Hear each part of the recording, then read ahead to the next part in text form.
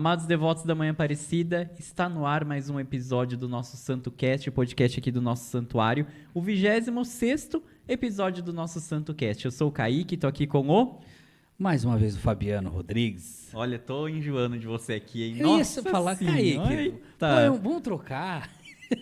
Olha... Colocar uma pessoa mais, né, esbelta, bonita, né? Então, essa nossa Clara, cara aqui liga pra Clara, por favor. Essa nossa carinha aqui tá ficando demais já, Kaique. Mas eu vou contar um segredo pra vocês. Próximo episódio vocês vão ter uma surpresa. Vocês não estão sabendo ainda, mas você... Nós também vamos ter surpresa? Você, em geral, todo mundo vai ter uma surpresa. Produção também? Produção também. Vão ter uma surpresa no próximo episódio. O que você tá aprontando aí, Kaique? Surpresa. Tá. Surpresa. É E boa, aí? é boa? É boa. Ah, então tá bom. É boa. Pra mim é ótima. Pra vocês... Entendi. Quero pedir que vocês possam compartilhar esse episódio, se inscrever aqui no nosso canal no YouTube, nos seguir no Instagram e também no Spotify. Compartilhem esse episódio que, olha, tá muito especial. Quero dizer também que este episódio é um oferecimento dos nossos apoiadores. Da Vinhos Albert, da Padaria Ibiporã, da Clamar Conservas, da Gifa Cervejaria, da Pedacinho do Céu, do Espaço Ju Rezende e da Livraria Agnus Dei. E aí, Fabi, preparado para hoje? Preparadíssimo. Olha, mais uma noite espetacular, tenho certeza. Com certeza. Então, hoje, com muita alegria, recebemos ele que é candidato a prefeito aqui da nossa cidade de Jundiaí, é historiador, professor. Com muita alegria recebemos Igor Codarim. Igor, seja muito bem-vindo. Obrigado, Kaique. Obrigado, Fabiano. É um prazer estar aqui com vocês para a gente discutir a cidade e falar de outras coisas mais. Com certeza. Seja muito bem-vindo aqui no nosso santuário, ao nosso podcast. Quero desde já agradecer a sua receptividade de estar aberto a estar aqui conosco hoje. Eu que agradeço o convite. É um prazer estar aqui. Imagina. Igor, então quero começar perguntando sobre quem você é, onde você nasceu. Conta um pouquinho para nós de quem é o Igor desde a infância. Nossa, a gente tinha que ter bastante tempo aqui então, hein? Na verdade, eu sou jundiaiense, né? Nascido aqui em Jundiaí. Eu sou nascido no bairro de Jundiaí Mirim. Eu sou filho de uma família de comerciantes da Vila Hortolândia e de uma família de feirantes do Jundiaí Mirim, né? Minha mãe é uma professora, hoje atualmente é uma professora aposentada da rede municipal. E meu pai foi por muito tempo comerciante aqui na cidade. Meu avô paterno, meu bisavô paterno, na verdade, comprou um box lá no Mercadão do Vianella em 1957, quando o Mercadão abriu. E aí depois o meu avô assumiu e hoje quem toca lá a banca Codarim, a banca de frutas, é o meu tio. Então a gente tem uma tradição aí de longa data na cidade. Legal. Falando especificamente de mim, eu sou um historiador formado pela Unicamp, terminei meu doutorado em História o ano passado também e sou professor desde 2019 aqui na cidade de Jundiaí. Então, tenho uma longa trajetória aí no ensino na cidade e tenho também uma trajetória como pesquisador e historiador na universidade. Que bacana, viu? Nossa, só de ser historiador eu já faria um podcast só disso. Só disso. A gente vai ter que marcar um próximo só para falar, só para focar nisso, Com viu? o maior prazer. É Com o maior prazer. Igor, e o que te motivou a entrar na vida pública? Por que a política? Essa pergunta é uma pergunta capciosa, porque todos os meus outros concorrentes são concorrentes que têm aí uma vida política de 15, 20, 30 anos aí vivendo de cargos públicos. Sim. Eu, pelo contrário, essa é a minha primeira candidatura a um cargo público. Mas isso não significa que eu não tenha atuado politicamente antes, né? Eu sou filiado ao meu partido, que é o PSOL, desde 2019, e, na verdade, eu milito politicamente desde muito cedo, né? Porque, para a gente falar de política, eu acho que é importante a gente remontar o que significa a palavra política, né? A palavra política vem do grego, que significa, deriva de uma palavra chamada polis, que é cidade. Então, tudo que diz respeito à cidade diz respeito à política. Então, quando a gente está falando de atuação política, as pessoas que se interessam pelo bem comum, pelas situações comuns, elas são seres naturalmente políticos. Então, desde muito cedo eu me indigno com os mesmos grupos, as mesmas famílias, o mesmo projeto de cidade que vem sendo desenvolvido nos últimos pelo menos 40 anos. Sim. E eu acho que isso, nessa última quadra histórica, se intensificou. A gente viu que Jundiaí, a prefeitura, a atual gestão, adora dizer que Jundiaí é a segunda melhor cidade para se viver no Brasil. Só que a pergunta que a gente tem que fazer quando a gente ouve esse dado é para quem Jundiaí é a segunda melhor cidade para se viver no Brasil? Porque a gente percebe que hoje, por exemplo, no momento que a gente está falando, são mais de 17 mil famílias jundiaienses que estão inscritas no CadÚnico. São famílias que têm, no máximo, meio salário mínimo por membro familiar para viver. E aí, quando a gente vê que Jundiaí tem um custo de vida altíssimo, como essas famílias estão vivendo? A gente tem hoje, na cidade de Jundiaí, 1.113 crianças sem vaga na creche. São 1.113 crianças de 0 a 3 anos que não têm uma vaga garantida na creche. Então, são 0 moradias populares entregues nos últimos 8 anos. Então, acho que o que me motivou a aceitar o convite do meu partido, a ser o principal porta-voz do nosso projeto ao Executivo Municipal, foi justamente perceber que essa cidade, que é tão bonita no marketing da prefeitura, não está sendo garantida para todos. Então, a gente quer apresentar um projeto que leve essa cidade para todos os jundiaienses. Que bacana. Muito bem. É verdade mesmo. Levantou uma ideia aqui de outro ponto de vista, né? Sim, totalmente. Totalmente. Porque se a gente for realmente para pensar, eu gostei desse ponto, né? Falam que Jundiaí é a segunda melhor cidade do mundo para se viver, mas gostei do ponto. Mas para quem, né? Eu acho que eles esqueceram de perguntar justamente para essas pessoas, né? Exato. O Jornal de Jundiaí, por exemplo, ele publicou uma notícia na semana passada que quando se analisam os indicadores sociais, Jundiaí é a 36ª cidade do estado e a 55ª do Brasil. Então, o dado que a prefeitura utiliza para dizer que Jundiaí é a segunda melhor cidade do Brasil não é um dado que está levando em conta indicadores sociais. Outro dado que saiu nessa semana passada, Jundiaí tem a refeição mais cara do estado de São Paulo. Então, a gente vive numa cidade extremamente cara, as pessoas têm sentido isso na pele, vocês que moram aqui, as pessoas que estão aqui no estúdio também, que moram aqui, sabem o quão Jundiaí tem sido uma cidade cara, e o que a gente vê é uma inação da prefeitura com relação a tentar diminuir o custo de vida. E a gente precisa, na verdade, do poder público para atenuar os problemas, minimizar para que os jundiaienses possam viver com cada vez mais qualidade na cidade. Sim. Sim, com certeza. Sabe que esse assunto de falar que Jundiaí é uma cidade cara, a gente já discutiu isso com os outros, né? Gente, Jundiaí é uma cidade extremamente cara. Muito, muito. Muito. Eu fico abismado. E aí a gente para esse dado que você disse agora, que tem a refeição mais cara. Gente, acho que a gente devia começar a ficar muito preocupado com isso. Porque vamos parar para pensar, se nós que trabalhamos ainda temos uma condição de vida, para nós a gente para e pensa que tá caro, imagina para quem tem que pagar um aluguel todo mês. Eu vou falar para vocês, eu sou a pessoa que paga o aluguel todo mês. E eu sinto, eu sou uma pessoa que mora de aluguel, sou uma pessoa que usa o transporte público. Às vezes eu me pergunto quando essa cidade vai me expulsar daqui, porque a gente começa a conversar com pessoas que por conta do preço de aluguel foram morar em Campo Limpo, foram morar em Itupeva, foram morar em Louveira. Ou seja, eu fico me perguntando, eu que nasci aqui, tenho minhas raízes aqui, minha família tem quase 100 anos de cidade, e eu fico me perguntando quando esse custo de vida vai me afastar da cidade. Uma cidade que eu amo, a cidade que eu cresci, a cidade que eu aprendi a ser quem eu sou, e é a cidade que hoje não olha para mim. É a cidade que não está olhando para o jundiaiense de forma a fazer com que esse jundiaiense goste de ficar aqui. Porque o que a gente tem visto é um movimento muito grande de pessoas de fora de Jundiaí vindo morar em Jundiaí. Sim. Sobretudo de São Paulo. Sim. Né? Com a popularização do home office, esse foi um movimento muito grande. Só que o paulistano vem morar em Jundiaí com a renda de São Paulo. E aí ele paga o aluguel de Jundiaí tranquilamente. Só que isso, a especulação imobiliária vai adquirindo, vai subindo a tal ponto que o jundiaiense que mora aqui não tem condição de acessar.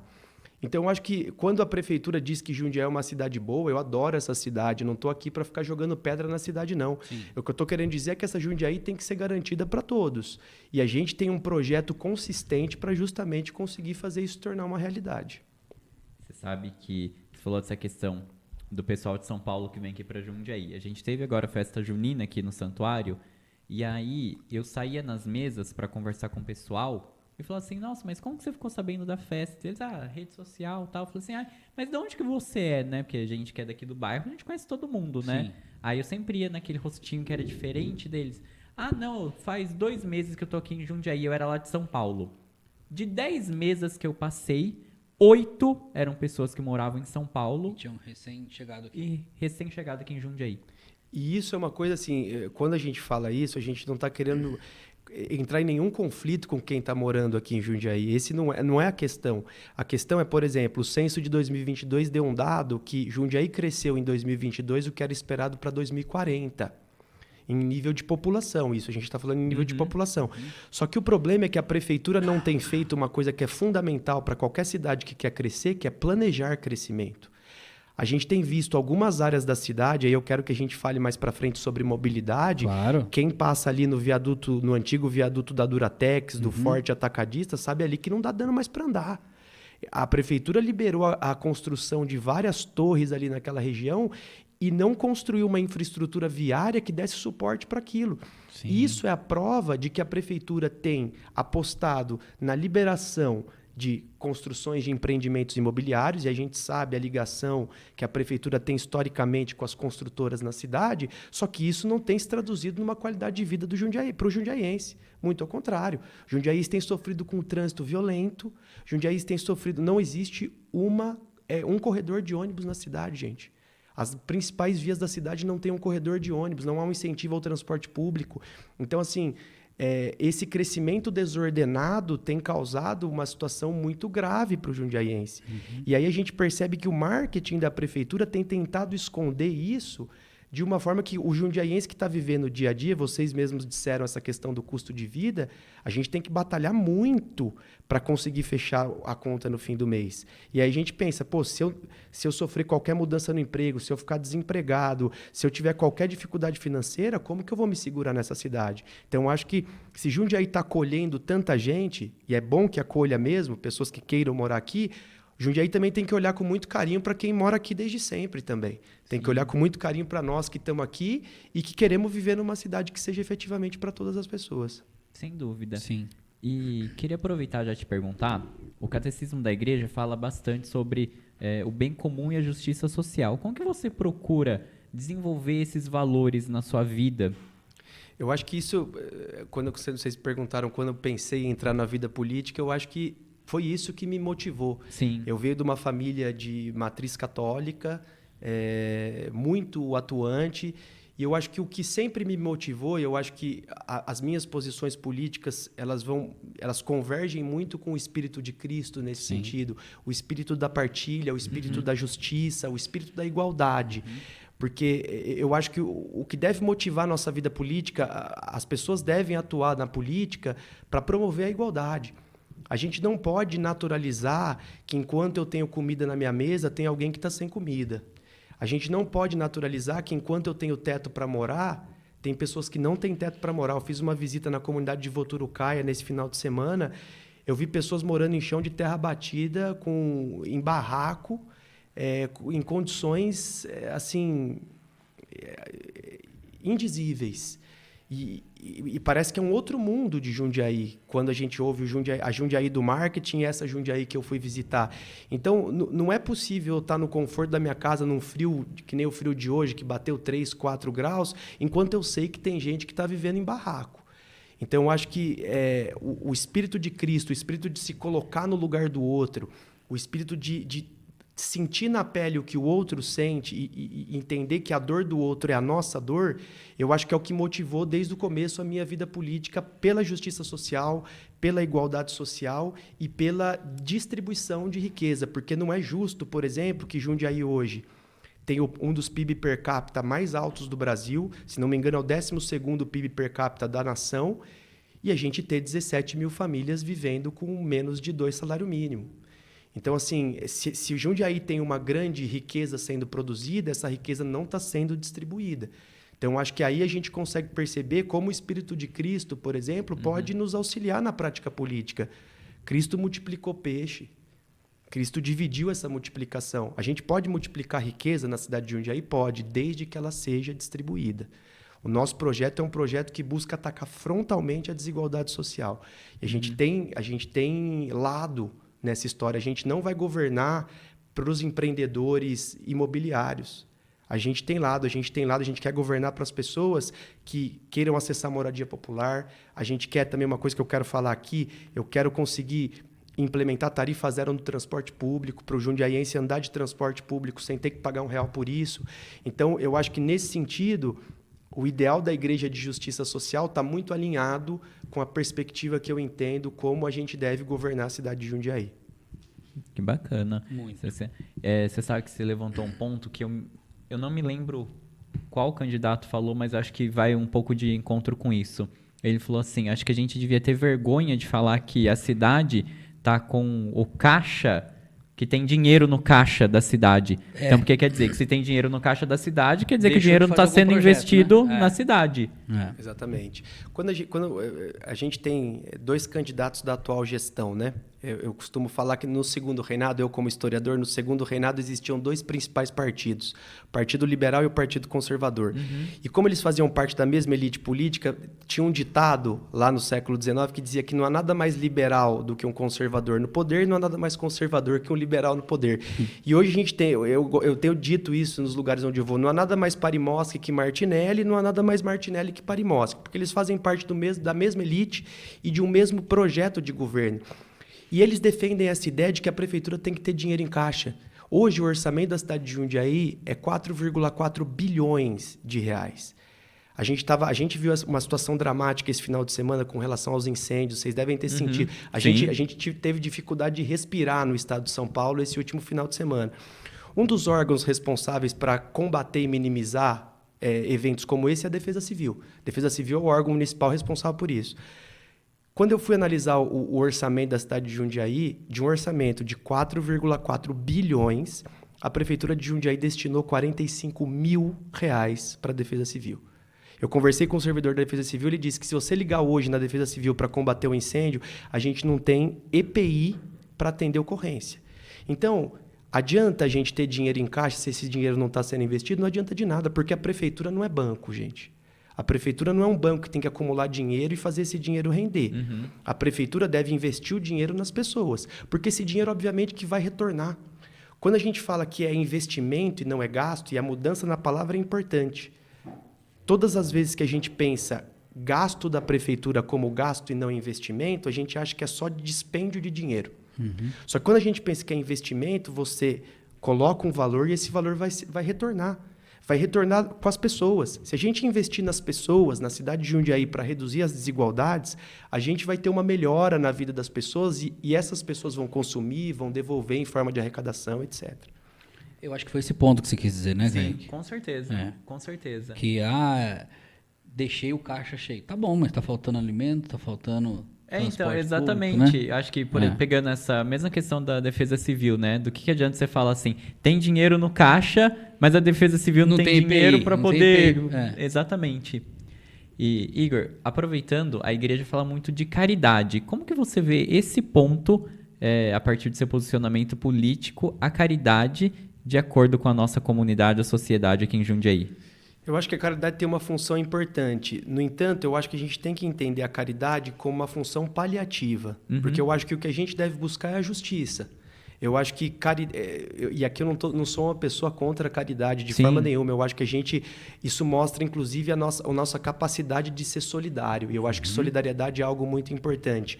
Só que eu acho que aliado à caridade, aí quando a gente pensa que a caridade vem de ações individuais dos jundiaienses, nesse caso, e a gente sabe que o jundiaiense tem uma característica muito fundamental, que é gostar muito da cidade onde ele vive. Eu costumo dizer que o jundiaiense, a maior qualidade, o maior defeito do jundiaiense é o provincianismo dele, porque ele defende a cidade dele, ele defende as pessoas que moram na cidade dele, e às vezes isso até dá dificuldade dele ver que existem outras experiências para além da cidade dele. Mas a caridade é muito importante a nível individual, porque demonstra essa questão da solidariedade. Agora, o Estado não pode se amparar na caridade individual. Eu acho que o Estado tem uma função muito clara, que é dar dignidade para as pessoas. O Estado tem uma importância grande, que é contribuir para a justiça social. A gente sabe que o Estado tem que conseguir garantir que as pessoas tenham moradia digna, tenham acesso a uma saúde digna, tenham acesso a uma educação digna, tenham acesso ao transporte digno. Então, nesse sentido, eu acho que, como prefeito de Jundiaí, eu acho que se eu conseguir diminuir a necessidade da caridade, eu ficaria muito satisfeito. Porque aí eu conseguiria entender que o jundiaense não precisa mais ser caridoso, embora ele queira ser, mas a gente saberia que a cidade está conseguindo ser justa. E quando a gente atingir a justiça social, muito provavelmente a caridade vai se tornar algo dispensável. Eu entendi e faz muito sentido isso. Porque, na verdade, o Estado está aqui para poder cuidar do povo, né? Não quer dizer que a gente não pode ser caridoso. Ok. Só que a gente paga imposto, a gente quer que o povo que seja cuidado, né? Exatamente. Eu acho que a gente tem que entender qual é a função do Estado, né? Ultimamente, a gente tem visto a dominância de um discurso de que Estado é gasto, de que Estado é ineficiente, de que o Estado não serve para nada. Veja, a gente tem que mostrar para as pessoas, e eu acho que as nossas propostas vão mostrar de forma muito clara isso, como o Estado é importante para garantir a dignidade das pessoas. Porque hoje o jundiaiense, quando ele sai de casa, ele tem que fazer conta. Ele tem que fazer conta se ele consegue pagar o transporte, se ele consegue pagar a alimentação fora, se ele consegue pagar o aluguel da casa dele. O Estado está aí para justamente dizer que você tem um anteparo, você tem uma defesa. Se tudo der errado, se você perder o seu emprego, se você não conseguir pagar o financiamento da sua casa, se você não conseguir pagar o financiamento do seu carro, a gente vai estar aqui para garantir que você tenha o mínimo necessário para que você consiga se restabelecer. Eu acho que o que a gente vê, essa definição de Estado mínimo, é um salve-se quem puder. E esse salve-se quem puder, inclusive, joga contra a construção de solidariedade entre as pessoas. Porque se é um salve-se quem puder, eu vou lutar para estar acima do outro. E aqui a gente falou aqui do Espírito de Cristo, né? Como isso vai contra. Como a sociedade atual tem construído uma mentalidade de que o outro é meu inimigo e que eu compito com o outro para acessar um melhor trabalho, para acessar um melhor imóvel, para acessar um melhor carro. Na verdade, a gente coopera, a gente não deve competir. E o Estado tem que sedimentar essa ideia, é a ideia da cooperação e não da competição. Eu acho que quando a gente olha para o Estado, a gente tem que olhar para o Estado com essa função, entender que está todo mundo contribuindo para um bem comum. É mesmo, eu concordo plenamente com isso. Que é isso, Concordo. gente, obrigado. Concordo plenamente com muito isso. Bom. Não. Viu? São colocações e visões de outro ângulo, né? Exatamente.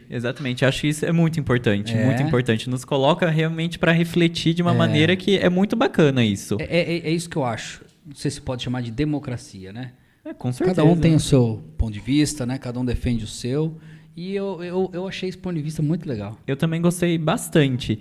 Sabe que para nós é até bom isso? Vou até falar uma curiosidade aqui para você. Quando algumas pessoas ficaram sabendo que nós íamos trazer os candidatos aqui no podcast, falaram: ai, mas Kaique, você vai arrumar para sua cabeça, porque isso, porque aquilo. Eu falei assim, gente, não, o podcast é da igreja, está na igreja, só que nós também somos sociedade, nós também estamos na comunidade, isso aí. E mais do que nunca eu falo por mim mesmo, tanto que eu já aprendi aqui, olha o tanto que a gente está aprendendo, e tenho certeza que todo mundo está assistindo também, então para nós sendo ótimo isso, e acho que isso também é um usar de Deus, não vejo por que não, porque Deus cuida do povo, eu acho também. Política também é para cuidar do povo. É isso aí. Com certeza, eu acho que o debate democrático, quando ele é saudável, ele só enriquece, ele nunca empobrece. É isso aí. Quando a gente tem contato com visões que são diferentes das nossas, a gente se acostumou a achar que a visão diferente ela não agrega nada para a gente. Eu acho que o contraditório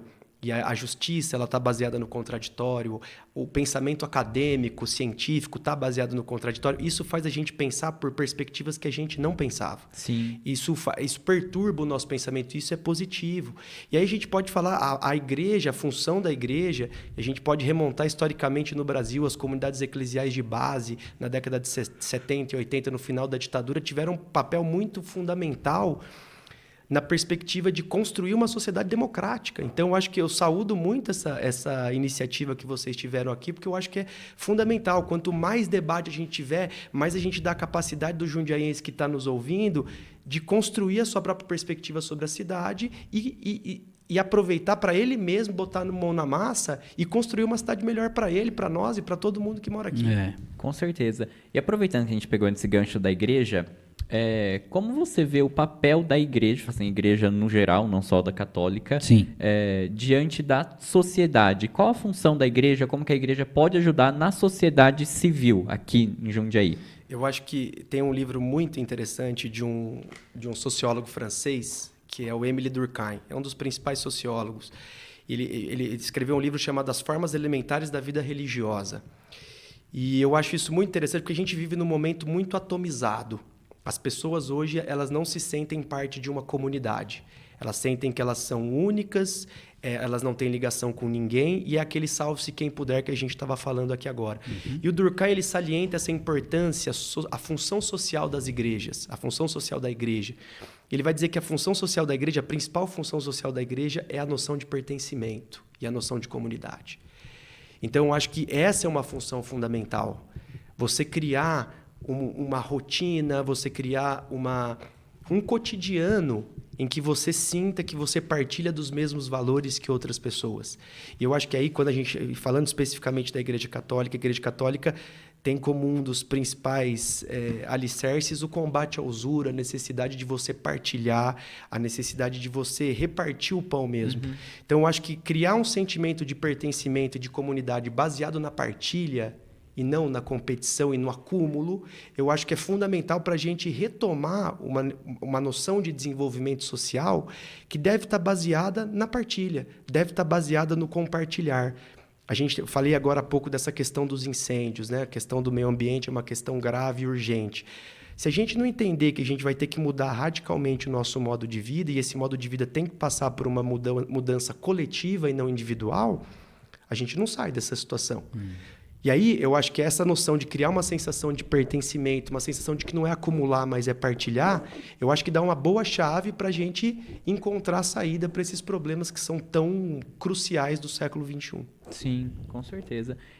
Pegando um gancho nisso, Jesus fala muito que quem quer ser líder deve ser servo. A partir desta passagem da Bíblia, que está em Mateus, como que você vê a liderança na política? Eu tenho recebido uma pergunta que é o seguinte: como eu não tenho cargo público, meus oponentes, como eu nunca tive cargo público, meus oponentes, eles dizem assim, mas você é inexperiente, então eles querem me descredibilizar pelo fato que eu sou inexperiente. Quando eu estou falando do projeto do meu partido, que é o PSOL, esse projeto não é meu, esse projeto é um projeto coletivo. Eu não me entendo enquanto eu vou governar e as pessoas vão aceitar o meu governo. E eu acho que vai muito em direção a essa frase. Essa distinção entre líder e servo não faz muito sentido quando a gente pensa de forma coletiva. Porque aí todo mundo é líder e todo mundo é servo ao mesmo tempo. A gente vai junto construir as coisas. Quando eu falo, por exemplo, da tarifa zero, que eu acho que é uma proposta fundamental. Hoje são mais de 100 cidades que já têm tarifa zero no Brasil. São mais de 100 cidades que já viabilizaram. Tem uma cidade na região metropolitana de Fortaleza, que é Caucaia, que é muito semelhante ao Jundiaí, tem 370 mil habitantes, e no momento que instituiu tarifa zero, a tarifa era R$5, muito próxima da nossa. Então, quando eu falo de tarifa zero, eu estou falando com a sensação de que eu sou um utilizador do transporte público. E aí eu falo assim, se eu conseguir, enquanto prefeito de Jundiaí, instituir e implementar tarifa zero, eu tenho certeza que se a gente for eleito, a gente vai conseguir. Eu sinto que eu estou sendo servo e líder ao mesmo tempo, porque eu vou usar o transporte com as pessoas vão usar um transporte sem ter que pagar, e a gente vai junto construir um transporte efetivo e uma cidade melhor. Então, eu acho que quando a gente pensa que o projeto não é meu, eu não estou aqui fazendo por benefício pessoal, não tem nenhuma perspectiva ególatra da minha parte de querer estar nessa posição. Tanto que eu fui convidado pelo meu partido, eu não tentei impor a minha candidatura. Sim. E eu só aceitei porque eu sei que esse projeto é coletivo, eu sei que esse projeto está sendo feito por muitas mãos que vivem a cidade, que pensam a cidade, e a gente tem essa perspectiva de sermos líderes e, ao mesmo tempo, sermos servos, construindo todo mundo junto uma nova cidade. Sem dúvida, com certeza. Eu vou aproveitar, depois eu vou, na parte da mobilidade urbana, eu vou perguntar sobre essa questão da tarifa zero, que eu acho que é importante. Eu também tô... Eu já peguei um outro gancho aqui, que eu já até anotei para poder perguntar. Igor, falando um pouco sobre a dignidade humana, que eu acho que é bem importante a gente tocar nesse ponto, principalmente aqui em Jundiaí, então, a dignidade humana e a questão do trabalho aqui em Jundiaí. Como que você vê essas duas perspectivas atualmente na cidade? Olha, eu acho que eu falei agora há pouco sobre a questão da moradia, né? Não tem como falar de dignidade sem falar de moradia.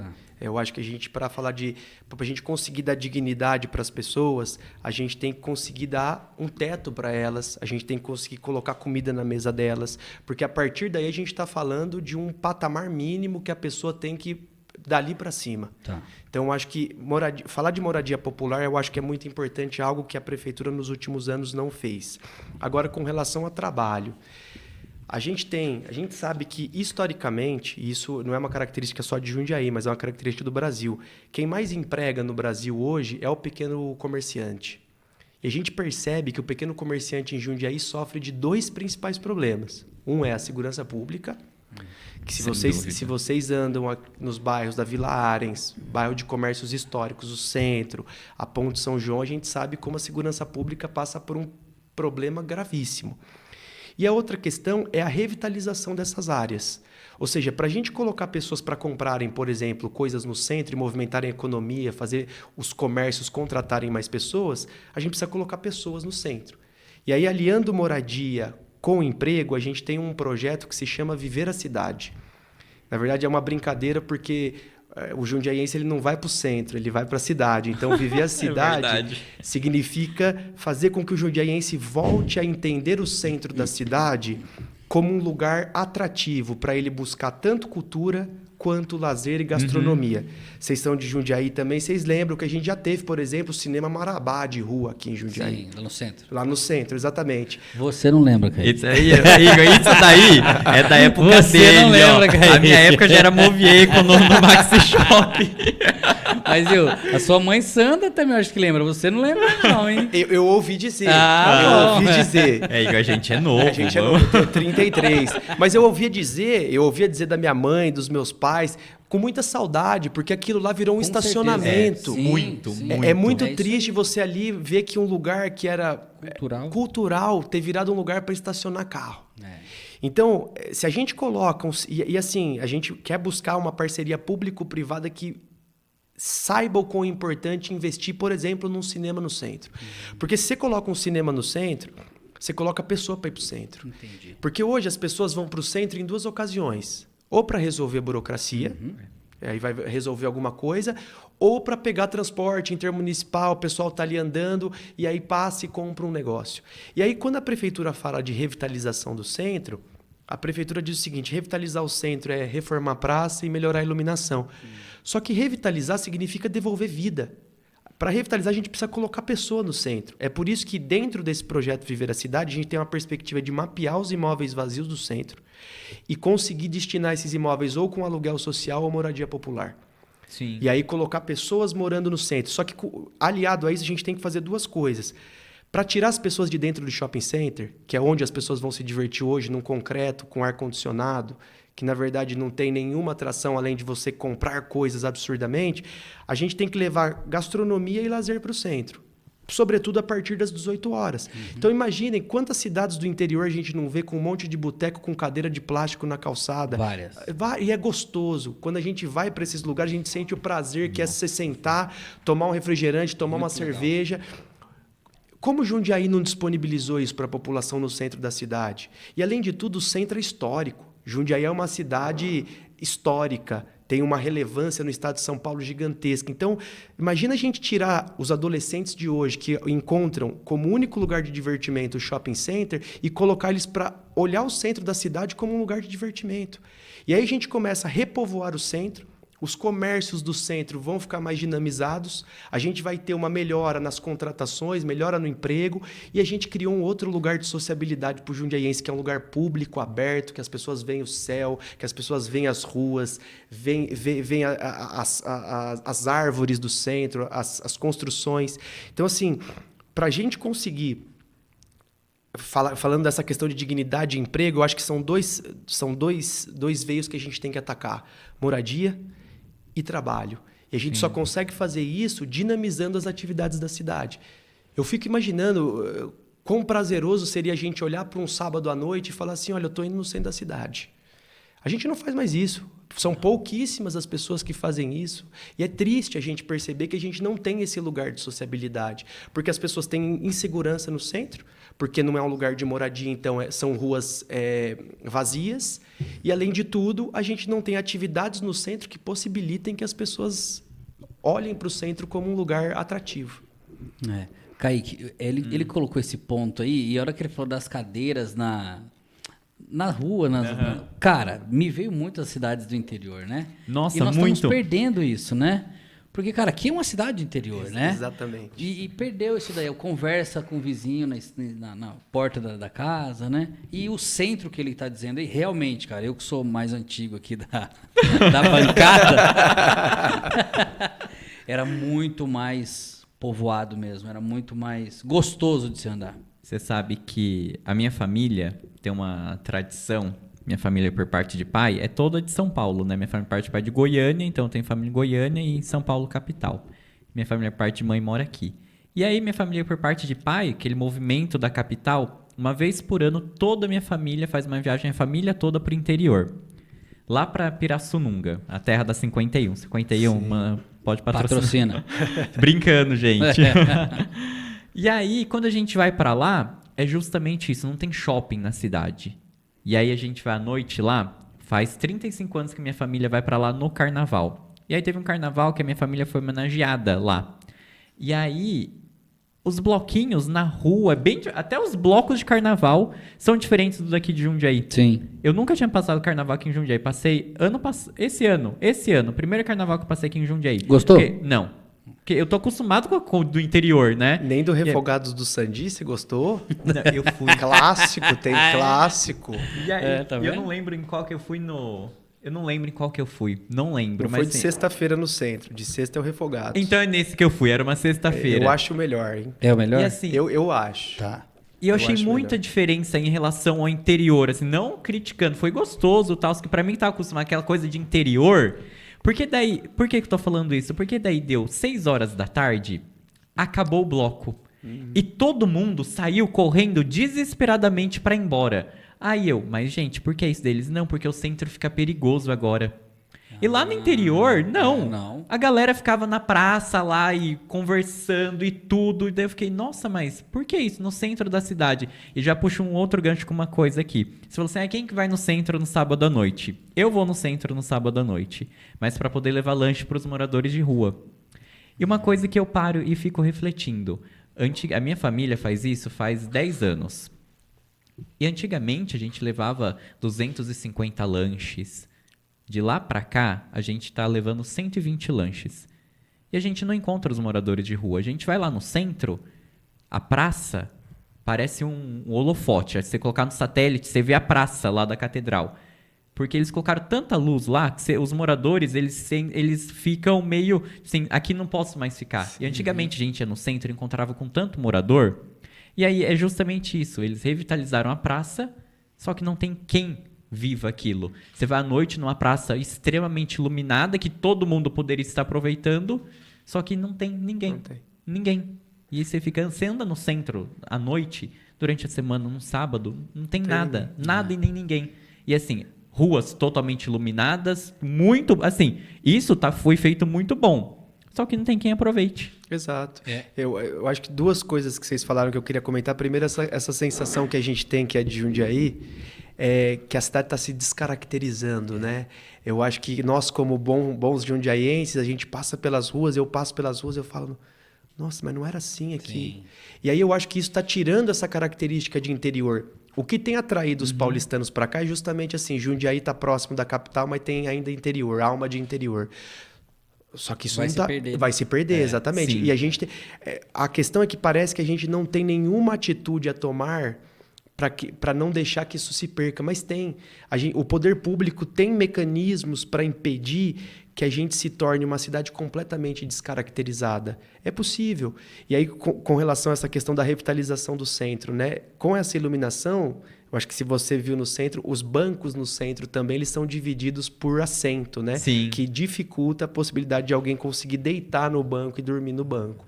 Então, isso também é uma perspectiva de impedir que os moradores de rua fiquem ali nos bancos do centro. Então, assim, isso demonstra muito, eu acho que a revitalização que a prefeitura propõe do centro demonstra muito o que é o projeto da prefeitura, que é um projeto que está olhando para as pessoas que têm mais dinheiro, só que não consegue olhar para as pessoas que não têm dinheiro. Não tem conseguido ter esse olhar atento para as pessoas que não têm dinheiro, porque na verdade não é o interesse. Eu acho que a gente tem que olhar urgentemente para essas pessoas. Sim, com certeza. Sabe que antes a gente ia até levar lanche para os moradores de rua. Ali embaixo, perto da Ferroviários, tinha um lugar que eles montaram debaixo do viaduto que era para acolher moradores de rua, né? Eu sei onde é ali. E aí, tanto que eles desfizeram. Não sei porquê, não tem mais nada, desfizeram. E a gente chegava lá para levar lanche, então tinha os moradores que eles acolhiam, tipo assim, acho que era 50 camas, conseguia colocar 50 lá dentro, e aí tinha muita gente que ficava para fora. E aí eu parava e ficava pensando justamente isso, assim, gente, se eles veem, sabem que tem uma quantidade que sempre fica para fora, por que que não faz um lugar para poder acolher todo mundo, então, de uma maneira mais digna? Se não quer que fique no centro da cidade, então destina um lugar digno para as pessoas ficarem. E aí a mesma coisa acontece agora na praça ali do São Vicente, que estão revitalizando a praça toda, e ali a gente sabia que tinha muito morador também. E acontece a mesma coisa. Faz isso, afasta de lá, só que também não coloca eles em algum lugar. E eu acho que isso também não é acolher as pessoas da maneira como a cidade poderia acolher. Exatamente, tô total de acordo. A cidade precisa acolher essas pessoas, né? Porque é isso, se a cidade ela é tão boa assim, para ela ser tão boa assim, ela tem que estar atendendo todo mundo. Pô, eu fico pensando, se o jundiaense que hoje olha e fala assim, eu vivo na segunda melhor cidade para se viver no Brasil, eu acho que de duas uma, ou o Brasil está numa situação muito ruim, porque se nós somos a segunda, isso significa que o Brasil não está bem.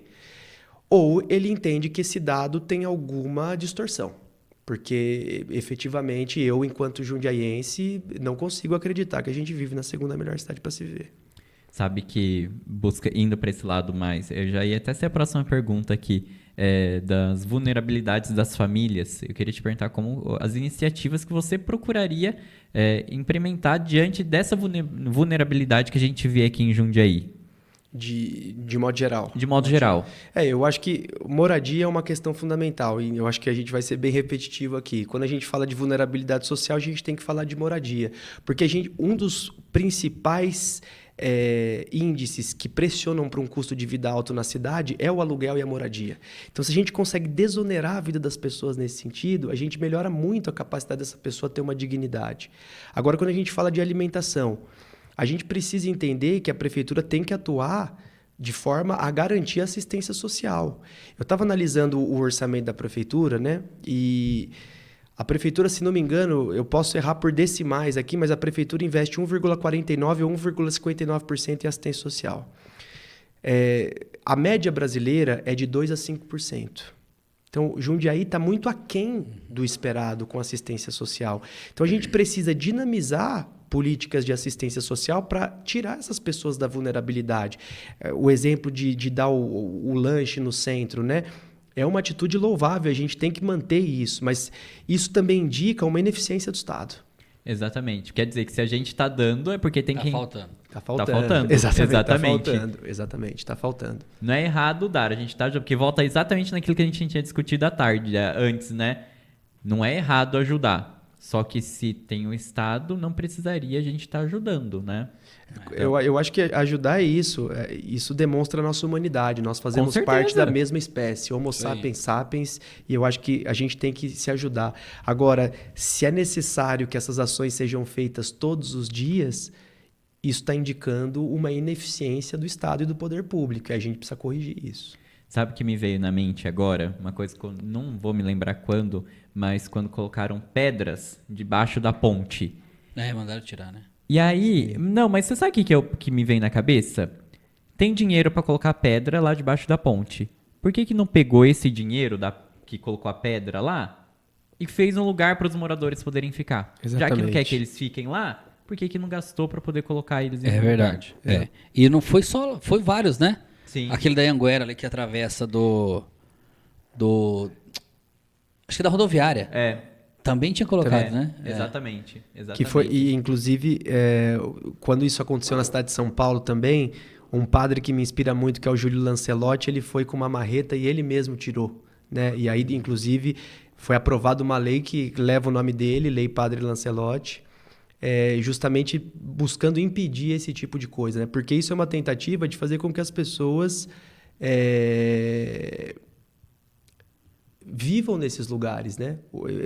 Ela não pode nem ter o direito de dormir ali. Porque não tem a moradia. Exatamente. Não tem nem o... Entendi. Exato. Eu acho que o Padre Júlio é uma grande é uma grande referência nesse sentido, porque com ele a gente vê ali o Espírito de Cristo em defesa dos oprimidos, em defesa dos mais necessitados, em defesa de quem precisa mesmo. E eu acho que essa atitude dele foi muito louvável de demonstrar isso, né? Que a pessoa não pode nem dormir embaixo da ponte, porque não é bom para a visão da cidade. É escondendo, né? Então, esconder a sujeira para debaixo do tapete. Exatamente. Então, aí você me falou agora do Padre Júlio. Padre Júlio é muito admirável, muito admirável. E aí eu me lembrei daquela lei que queriam aprovar em São Paulo agora, que ia aplicar uma multa para quem distribuísse marmita para os moradores de rua. Gente, eu falo assim, minha família tem um projeto assim, né? Eu falo, paro e penso, beleza, não quer que distribua marmita? Então dê dignidade para que as pessoas não precisem receber a marmita. Eu vou mais longe nesse pensamento. Cara, tanta coisa para pensar, vai mexer com Perfeitamente. Não é? A gente tem tanta coisa, tanto projeto bom. Fazendo a doação. Exato, você vai penalizar o indivíduo que quer ajudar. Pois é. E aí a gente estava falando do Espírito de Cristo. Existem pessoas que inclusive usam o nome de Cristo para defender esse tipo de projeto. E aí você diz assim, não é possível que nós estejamos vivendo no mesmo mundo. E ainda a pessoa poderia ser até um pouquinho assim, vou dizer claramente, pode ser um pouquinho ignorante e falar assim, se tapar um pouco, você não vou nem mexer com isso, já que ele está ajudando, eu não preciso gastar meu dinheiro público ali, então vamos investir, fazer outra coisa, né? Mas não, quis mexer com o que estava quieto lá ainda, né? É uma coisa...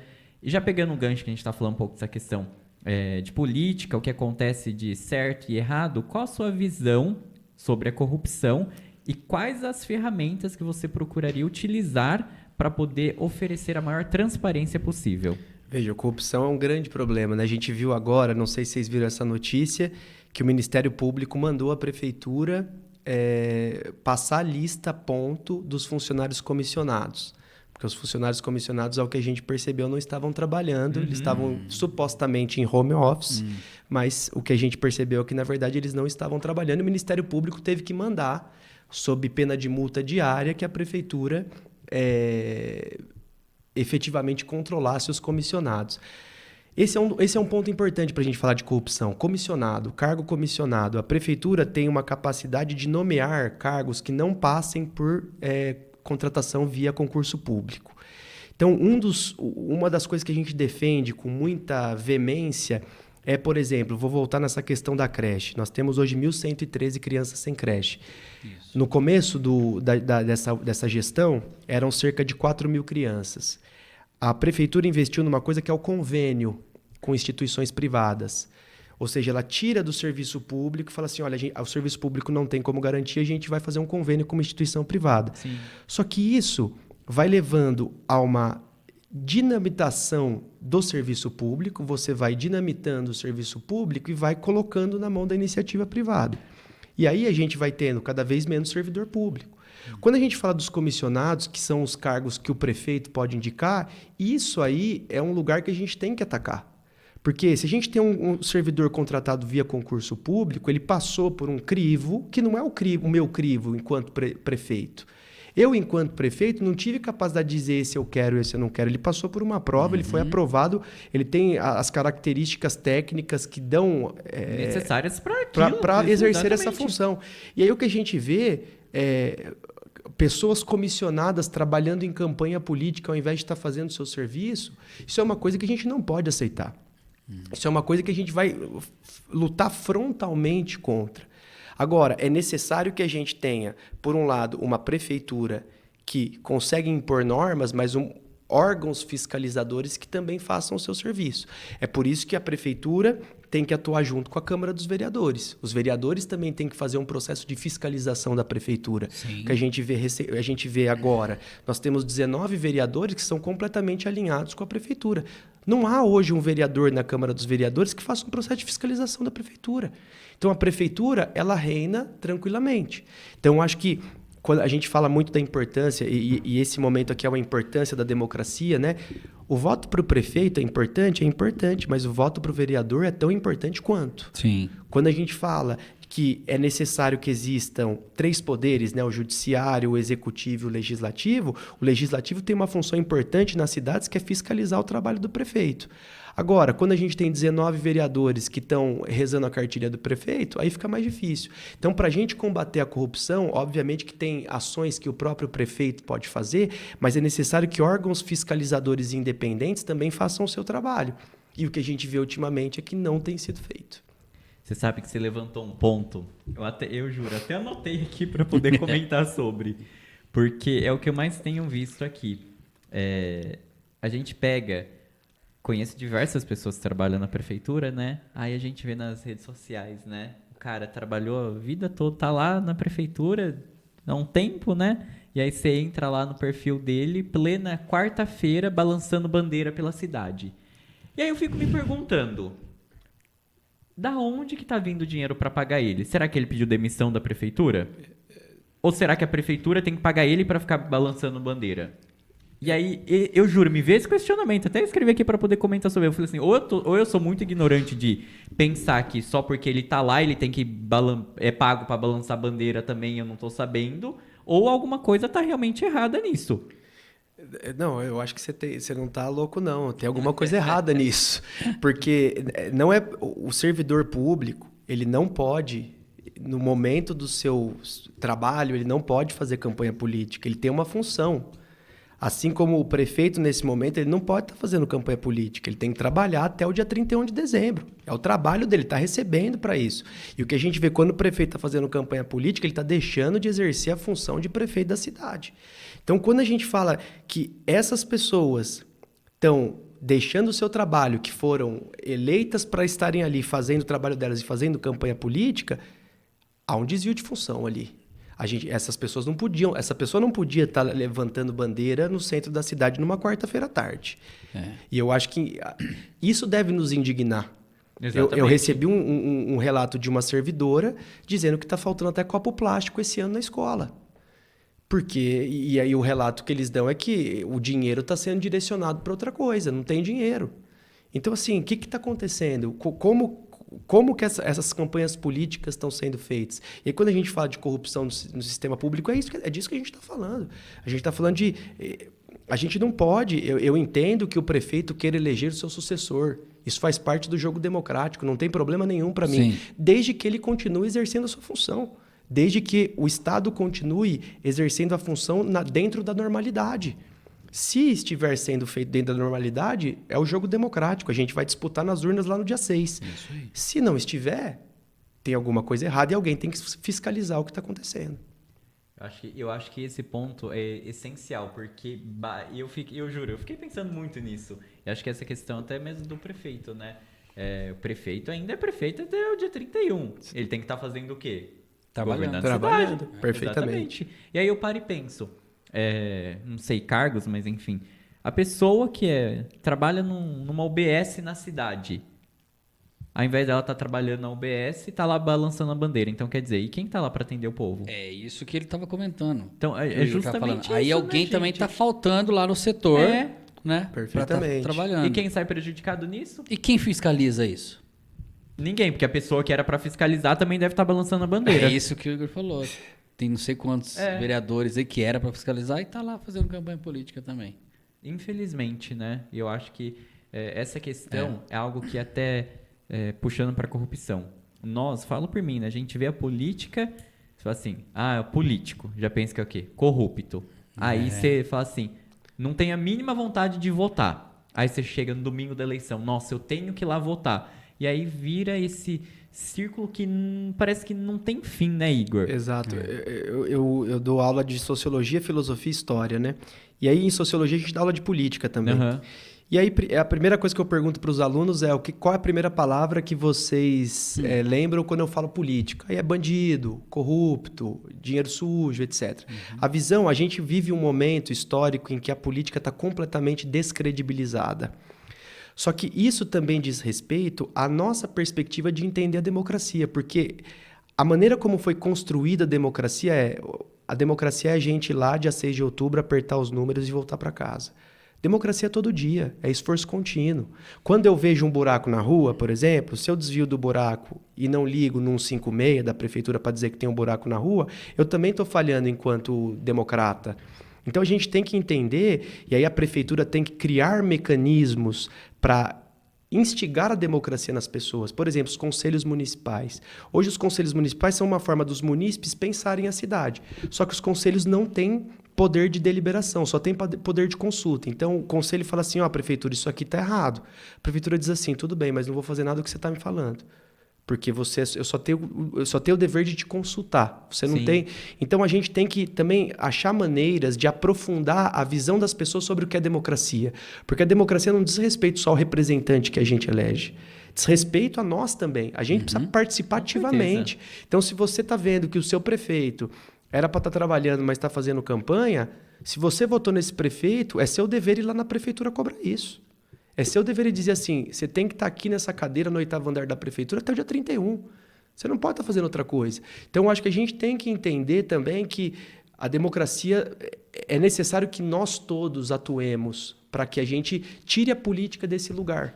E os governantes mais ainda para dizer o seguinte, ó, isso aqui é política. Quando a gente fala moradia social, se a gente consegue implementar esse projeto de governo Viver a Cidade, o que a gente tem que falar é que isso foi fruto da política. E a política que resolveu isso.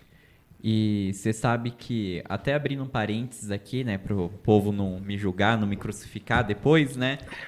Quando a gente fala das pessoas que estão que trabalham na prefeitura e estão depois balançando a bandeira, não quer dizer que vocês não podem ter um posicionamento político ou não. Pelo contrário, tem que ter. Só que, assim, da mesma forma que o Fabiano e eu, nós temos um horário de trabalho que é das 8 às 5, depois das 5 você pode fazer o que você quiser. Só que é justamente isso que a gente estava comentando aqui.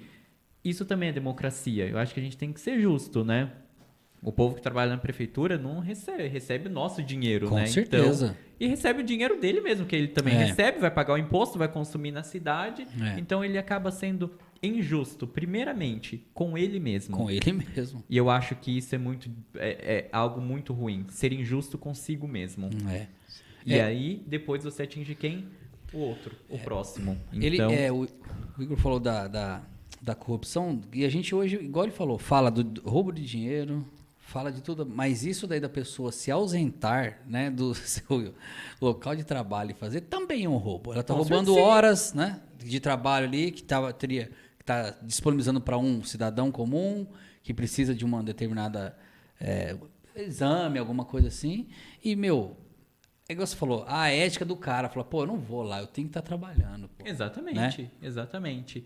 Então, eu particularmente acho isso muito difícil. É muito mais difícil. um ponto de vista diferente nós estamos aprendendo aqui hoje. Com certeza, com certeza. E, Igor, como que você vê, nós que estamos na igreja aqui, como que a fé pode estar alinhada a isso? Já pegar um gancho no que a gente estava falando. A ética e a moralidade diante da nossa sociedade. Eu estava falando com uma pessoa que mora nos Estados Unidos recentemente, ela disse uma coisa, ela disse que eu estava tentando descrever um sentimento da pessoa que vive de acordo com aquilo que ela fala. E aí ele disse que em inglês existe uma expressão que é walk the talk, que é andar sobre as palavras, né? Andar sobre as suas próprias palavras. Eu acho que a relação entre fé e ética, né? E mais uma vez eu vou retomar o exemplo de Cristo.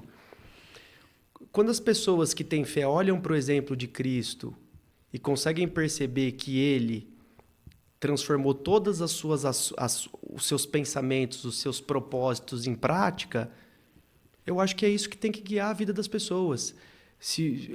É necessário que a pessoa entenda que ela precisa agir da maneira como ela fala.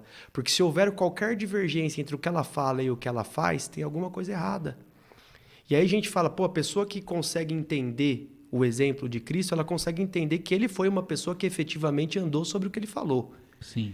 Agora, se essa pessoa se inspira por esse exemplo, se ela tem a fé neste exemplo, eu acho que nada mais importante que ela entender que a vida de Cristo foi uma vida ética, sobretudo. Sim. Foi uma vida de não recuar sob nenhuma das bandeiras que ele defendeu. Seja para combater o Império Romano, o império mais forte da cultura ocidental, seja para combater as pessoas que queriam ganhar dinheiro em cima da fé dos outros, seja para combater as pessoas que discriminavam outras pessoas. Ele não fazia diferença. A régua de Cristo era a mesma em toda situação. E eu acho que pensar na fé e pensar na ética é isso. A minha régua tem que ser a mesma. E essa régua tem medida, e a medida é o mais desfavorecido. A medida tem que ser o oprimido, a medida tem que ser a pessoa que mais necessita. A medida nunca pode ser o que tem mais. A medida tem que ser sempre o que tem menos. Então, eu acho que, nesse sentido, ética e fé são coisas que, na minha visão, são inseparáveis. Porque se a gente pega esse exemplo, não é possível a gente achar uma outra linha. A linha é essa. A linha é andar sobre o que a gente fala. A linha é viver o nosso próprio discurso. Então, eu não poderia estar aqui para vocês falando que eu sou contra a pessoa que está balançando a bandeira no horário de trabalho e eu ser essa pessoa que estou lá fazendo isso no ano que vem, ou estava lá fazendo isso ano passado. Eu sou uma pessoa que, enquanto estou fazendo campanha, eu continuo com o meu trabalho. Eu continuo trabalhando. É por isso que das 8h30 às 5 da tarde não tem agenda política. Salvo algumas exceções que eu consigo encaixar uns horários. Mas durante esse horário eu estou trabalhando. Então, eu não posso ser a pessoa que vou criticar isso aqui para vocês e depois vou fazer a mesma coisa. Porque a régua tem que ser a mesma, independente da situação. Sabe que ele falou isso, o que me veio em mente, um exemplo que pode ser bem parecido. Nós recebemos aqui no podcast, há um tempo atrás, um pessoal que organizava romaria, que é de bicicleta daqui de Jundiaí para Aparecida. E aí Uma viagem grande, hein? Grande. 3 dias. Nossa. E De aí, peregrinação. E aí, eles falaram o seguinte, sabe qual é o nosso ponto de partida? O último. Não adianta a gente ir pela velocidade do que consegue ir mais rápido. Nós temos que ir todos pela velocidade do que vai mais devagar. Porque não vai adiantar nada nós estarmos juntos, sendo que a gente vai pela velocidade do que está indo mais rápido, e vamos deixar o outro para trás. Que ponto de vista bonito seu, Kaique. Só- Hoje você se superou. Obrigado. E eu acho que é justamente isso na cidade, de acordo com tudo isso que a gente está vivendo, né, Igor? Exatamente. Eu acho que esse exemplo é muito bonito mesmo. Obrigado por compartilhar, inclusive, porque eu acho que a gente tem que, enquanto prefeitura, tem que estar junto com o último. E eu acho que o problema é que a prefeitura está só com o primeiro. A prefeitura não está olhando para o último. A prefeitura está correndo com o primeiro e deixando o último para trás. E quando tiver um jundiaiense para trás, está todo mundo para trás. É isso. Enquanto o último não chegar lá em Aparecida, ninguém chegou. Então, para todo mundo chegar em Aparecida, o último tem que chegar. E para Jundiaí efetivamente chegar a ser a segunda melhor cidade para se viver, o último tem que chegar também. Então, assim, esse exemplo é simbólico, né? Inclusive, como a gente tem dificuldade de enxergar o último. E como a gente está pecando nisso, né? Falhando na perspectiva de enxergar o último e só está enxergando o primeiro. Que é uma coisa que a gente fala, a gente não enxerga as pessoas. Eu sempre faço o mesmo caminho vindo para cá, né? E aí, aqui eu não vou me lembrar o nome da rua, mas perto da Rua Suíça, aqui na Telha Norte ali, né? Tem sempre uma senhorinha. E é sempre à noite que ela tá ali. A minha mãe... Nossa, minha mãe vai estar de prova. Ela vem de guardanapo. Uma senhorinha. E aí, acho que é 2 guardanapos por R$20, alguma coisa assim. Eu sempre compro o guardanapo dela, eu não aguento. E aí, tem tanto guardanapo da senhora na minha Por casa. esse preço eu vou tanto. vender pra você também. E aí... E por que eu tô dizendo isso? Porque às vezes eu tô lá no semáforo, e aí às vezes é noite, 10 horas da noite, às vezes eu tô saindo daqui, 10 horas da noite, eu lembro disso até hoje. Chovendo, um dia tava garoando, um frio, e o semáforo com vários carros, e aquela senhorinha ali vendendo guardanapo. E aí eu paro e fico pensando justamente isso. A galera, todo mundo dentro do carro, ninguém abaixava o vidro para poder conversar com ela, para pedir, oferecer uma ajuda, qualquer coisa. E isso é olhar pelo próximo? Não. Não é. E aí eu fico pensando, eu não sei a realidade de vida daquela senhora. Só que, gente, me desculpa, para ela estar pleno um dia durante a semana, 10 horas da noite, debaixo de chuva, vendendo guardanapo, Tá necessitando. eu acho que não é porque ela não tinha nada para fazer em casa. Sem dúvida. E ela é o último que não estão olhando. Exatamente. E aí eu acho que a incapacidade dos indivíduos se indignarem como você se indignou, eu acho que também diz respeito sobre que sociedade a gente está criando. A gente naturalizou, numa quarta-feira à noite, uma senhora tá debaixo da chuva. E também diz muito sobre a sociedade que a gente está construindo, né? Como a gente não consegue mais ter a capacidade de se sensibilizar e dizer exatamente, ela podia estar fazendo qualquer outra coisa, ela podia estar com os netos dela fazendo um bolo na casa dela, ela podia estar com os filhos dela jantando num restaurante, ela podia estar fazendo... Mas não, ela está garantindo o seu próprio sustento numa quarta-feira à noite chuvosa. Então, acho que a gente tem se insensibilizado muito e isso é grave. Você sabe, você disse uma palavra que eu gostei bastante. A gente se naturalizou com isso. A gente não abaixa mais o vidro para isso é uma coisa. Quem anda comigo vai reparar. Eu sempre ando com o vidro do carro fechado, né? Mas quando eu paro no semáforo que tá vindo alguém, às vezes até tem alguma moeda, alguma coisa, mesmo se eu não tenho, eu abaixo o vidro para poder falar com a pessoa. E o povo não faz isso. E eu acho que pelo menos assim, você não tem nada para oferecer, mas pelo menos abaixa o vidro e fala assim, olha, não tenho nada. Pelo menos dê a palavra para a pessoa. Mesmo que você vai tomar um xingo, que às vezes a gente toma, né?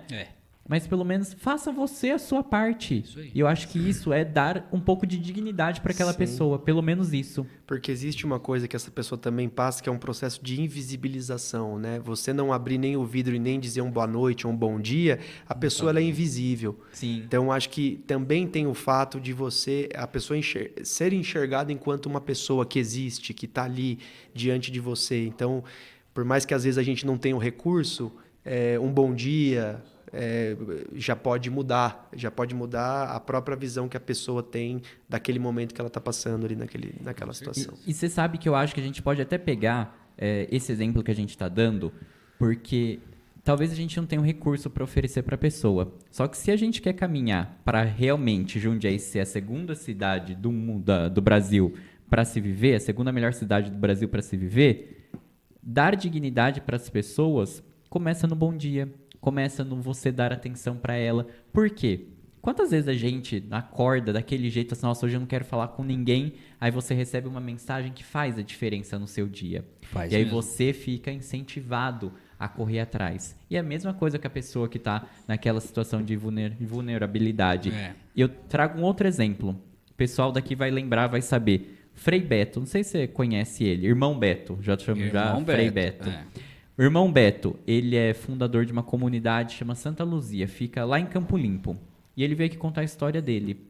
Ele era um morador de rua e ele estava lá na marquise da Drogasil do centro e uma pessoa chegou para ele para levar um lanche, só que a forma como a pessoa falou com ele tocou tanto ele que ele decidiu que a partir daquele dia ele ia mudar de vida. Então, a forma como a pessoa falou com ele trouxe dignidade para ele de novo. Porque ele falou assim, as pessoas passavam por mim, eu era invisível para elas. Só que aquela pessoa parou, falou comigo e a partir daquele dia eu mudei. Hoje, aquela pessoa que estava lá na rua tem uma comunidade que acolhe mais de 200 outros moradores de rua. Por Então, uma assim, conversa, hein? Por uma conversa. Não foi nem o alimento que ele Não recebeu. foi nem o alimento, foi a conversa. Então isso é dar dignidade para que as pessoas possam continuar. E é uma coisa tão simples, né? Exatamente. Tão simples. Eu quero deixar registrado aqui que, assim, eu tenho uma amizade com o Kaique de não muitos anos, mas de poucos bons anos. E ele é um cara que ele manda umas mensagens assim, da hora que você não tá esperando e você fala, cara, queria ouvir isso. E como é bom a gente ouvir, né? Ele não dá presente pra nós, não. Ele é ruim. Mas às vezes as palavras dele é muito boa. Vale mais que presente. Vai. Eu só quero ver eu chorar hoje, não vai não. Não vou. Só aproveitando então para a gente ir para o próximo bloco de pergunta, quero agradecer então aos nossos apoiadores aqui do nosso podcast, ao Mário e Elisa da Vinhos Albert. O contato do Mário e da Elisa está aparecendo aqui. Entre em contato com eles para que vocês possam degustar os melhores vinhos, a companhia. É uma delícia, gente. Também quero agradecer a Padaria Ibiporã, que enviou aqui algumas coisinhas para nós, para o nosso convidado. Fique à vontade, viu? Pode ficar à vontade, viu? Então, Padaria Ibiporã, muito obrigado. O contato, o endereço dele está aparecendo aqui na tela. Vão lá tomar um café, visitar a padaria que fica aqui na Vila Maringá. Também quero agradecer a Gifa Cervejaria, ao Marcelo, a toda a equipe. A Gifa, sou meio suspeito para falar. É água. É água, viu, gente? O povo às vezes me encontra lá no Gifa, mas eu só vou no Gifa por conta da companhia do pessoal, tá bom? Tá. Então, quero agradecer ao pessoal da Gifa, o endereço deles está aparecendo aqui na tela, facinho. Quem não souber onde é, pode entrar em contato comigo que eu faço questão de levar. Quero agradecer também a livraria Agnus Dei, a tradicional livraria católica aqui da nossa cidade, que nos mandou aqui o catecismo da nossa igreja. Agradecer ao Danilo, sua família, toda a equipe da Agnus Dei, eles que ficam localizados ali no centro da cidade. Então, ó, lá no centro da cidade, ó, Tá Jundiaiense vendo aí, ó? falando, né, Igor? Jundiaiense falando. Então, agradecer a livraria Agnus Dei, o contato deles está aparecendo aqui na tela. Se vocês querem comprar alguma coisa, manda uma mensagem lá para que eles possam já deixar reservado, falar de valores. Falem lá com o pessoal. Então, muito obrigado aos nossos apoiadores. E já aproveitando então que a gente está falando um pouco sobre o centro da cidade, vamos falar então sobre mobilidade, então, assunto que a gente já discutiu um pouquinho, mas quais são os seus planos, a sua visão para a mobilidade aqui na nossa cidade, Igor? Ó, a gente tem... O plano é centrado na questão da tarifa zero, mas antes de falar da tarifa zero, eu vou falar de uns outros planos, que é dinamizar com pelo menos 6 corredores de ônibus na cidade para dinamizar o transporte coletivo. E hoje, por exemplo, quando a gente pega o transporte coletivo, a gente vai lá que é o SITU, né? Sistema Integrado de Transporte Urbano. Esse sistema não é integrado. Porque vamos pensar o seguinte, uma pessoa que vai de bicicleta até o terminal, ela não tem onde deixar a bicicleta dela para pegar o ônibus. Então não existe integração entre modos de transporte. A gente também quer fazer com que os terminais tenham lugares acessíveis para que as pessoas possam deixar suas bicicletas, caso necessário. Isso é importante. Investir em ciclovias também, tem um plano já desenvolvido de ciclovia, só não foi tirado do papel, a gente vai tirar esse plano do papel. E agora, especificamente falando da tarifa zero, né? Tarifa zero não significa transporte gratuito, né? Eu acho que é bom que as pessoas que estão ouvindo a gente saibam que tarifa zero não significa que o transporte é gratuito, mas significa que o passageiro não vai pagar no momento da utilização. Assim como acontece com outros serviços públicos. Quando as pessoas vão coletar o lixo na nossa casa, a gente não paga no momento da coleta, mas isso já está embutido em na carga tributária que a gente paga, né? Sim. E aí, as duas perguntas que eu mais recebo, inclusive eu fui chamado pelo Parimoski de vendedor de sonhos por conta da tarifa zero, as duas perguntas que eu mais recebo é o seguinte, a primeira delas não pode ter tarifa zero porque não existe almoço de graça. E aí isso eu já respondi que não é de graça. Existe um orçamento que vai possibilitar tarifa zero. Ah, mas como viabilizar tarifa zero? Vejam, hoje a maneira como o jundiaiense, como a prefeitura de Jundiaí contabiliza o transporte é por passageiro. O transporte custa R$ 7,89, a prefeitura subsidia uma parte e o usuário, no momento da utilização, ele paga R$ 5,50. Se ele tem um cartão, ele paga 5. Só que vamos pensar o seguinte, o jundiaiense dentro do ônibus, ele não é o custo, mas ele é a receita do ônibus. Porque eu pego 2 ônibus principalmente, o 942, que é o terminal central ao Eloy Chaves, e o 968, que é o que vem até o Rami aqui. Uhum. Ele sai do central, ele sai do Secap e vem até o Rami. Se o ônibus vai com uma pessoa ou com 10, 50, 60 pessoas, o custo desse ônibus é o mesmo, porque o custo é o combustível, o carro, quando vai o cobrador e o motorista. Só que a prefeitura confunde custo com receita. Na verdade, quem confunde isso é a empresa, não é a prefeitura. Porque aí é mais vantagem você ter um ônibus superlotado. Porque o ônibus superlotado ele tem o mesmo custo com uma receita muito maior. Primeira chave para viabilizar a tarifa zero é mudar a forma como está sendo contabilizado esse transporte. Não é o custo por passageiro, mas o custo é por quilômetro rodado do ônibus. Que esse é o verdadeiro custo. Quando a gente pega um Uber, por exemplo, se a gente está com 2 ou 4 pessoas, o preço não muda, porque o custo daquela corrida do Uber do 99 é o mesmo. Então a gente precisa primeiro fazer isso, e a gente tem uma oportunidade histórica de fazer que a concessão do ônibus acabou. Depois de mais de 2 décadas, a gente vai ter que fazer uma nova concessão agora. Legal. Então a gente tem essa oportunidade de fazer essa mudança. E é engraçado que a prefeitura fez uma consultoria, contratou uma empresa para fazer uma consultoria de como deveria ser esse novo edital, para fazer a nova concessão.